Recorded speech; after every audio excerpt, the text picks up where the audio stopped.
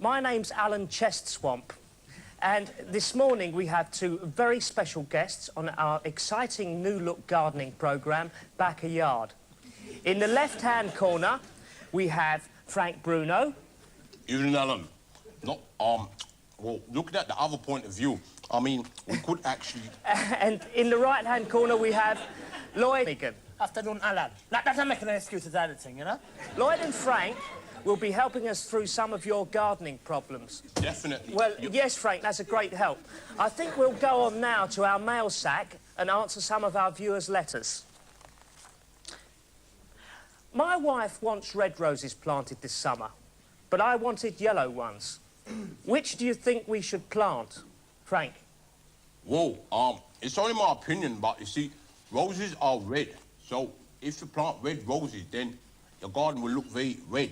But that doesn't mean that I have anything against yellow, because a yellow garden would also look very yellow. So your opinion, Frank? Well, I think yellow or red would look very nice. But if you were forced at gunpoint to make a decision? But then again, blue is also a nice colour. I mean, it might come up at you and surprise you, you know? Very interesting, Frank. Our next letter is from Roger of Raynham. His problem is that he has a very small gardening area and plenty of seeds to sow. How many seeds do you think he should sow, Lloyd? Well, as many as he bloody well can, you know? I sow my seeds in a small area, like Catford. You know, Catford is quite small, and I sow enough seeds there, you know? And then jump on a train because we know somebody wants... Wonderful advice there from Lloyd. Now, I think we should move on to your own gardens. How often do you get out in the garden, Lloyd?